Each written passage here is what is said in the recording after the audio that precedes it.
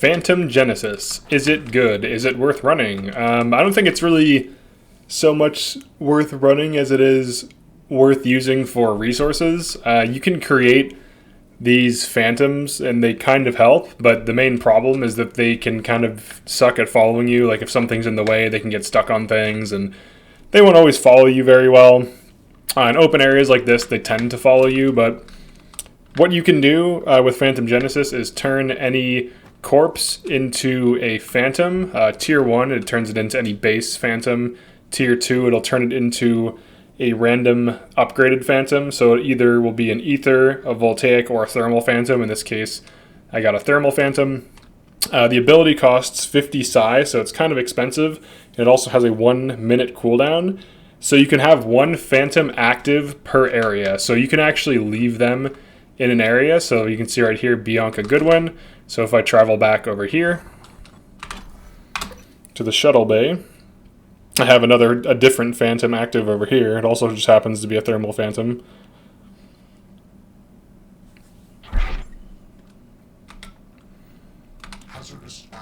So you can see here, David Simmons, I guess. So what happens if you create a new phantom in this area is the previous one dies. One interesting thing to note is that if the corpse had nothing on it and you looted it, this phantom will actually have loot. So I'm going to go back here to show that.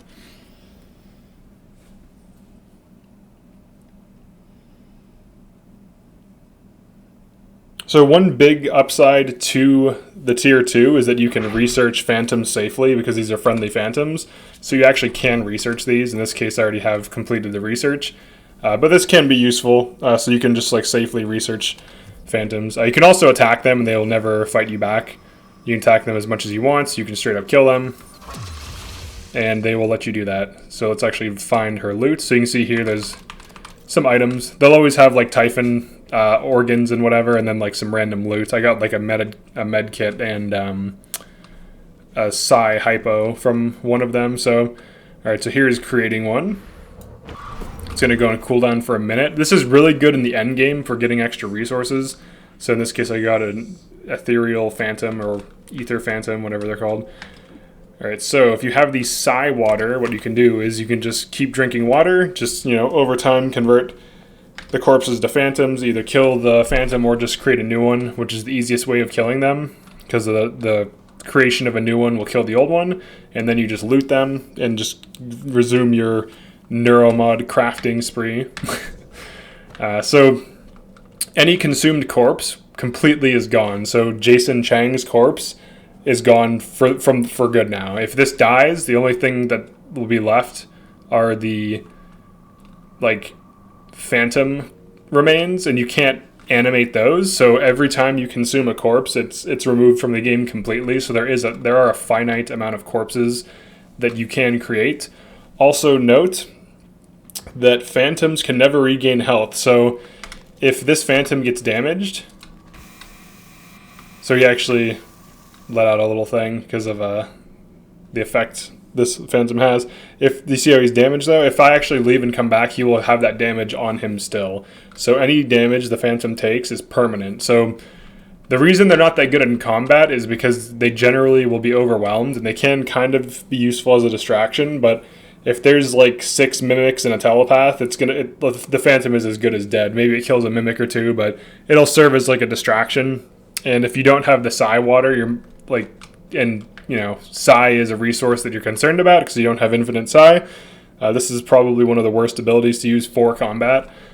It can kind of help, but in my opinion, you're better off just using it for resources with psi water. So kill the old one, get a new one. Drop some resources. The resources are always random. And you can also see here this voltaic phantom is shocking. Now it won't shock you, but it can shock random things and like break like circuit breakers and just like random shit. So you have to be mindful of your followers' attributes. Sometimes they can damage from the NPCs and things like this too. So it's kind of an inconsistent ability. I don't recommend using it for combat. I would just use it for resources. So you can always like directly kill them. So in this case, I'm just going to kill this one because it's voltaic. So it'll never attack me too, which is nice. So you can just straight up kill them and they never become aggressive. So let's get some more Typhon organs.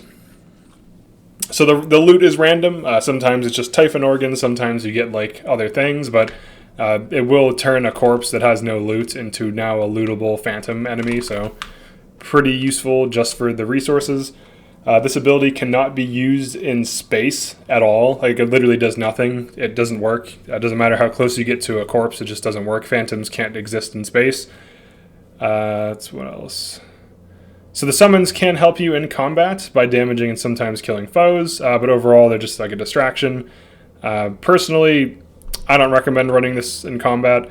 I think your best bet is to just use this for resources in late game, just to get like more Typhon organs for exotic material to craft more neuro mods. So like right now, if I actually go to my character, I have quite a lot of abilities unlocked just because of the spammed neuro mods. If I go to my inventory, I have a decent amount of stuff, and these resources will help me convert. I mean, obviously it's not like the most, but it's virtually free, so you might as well do it.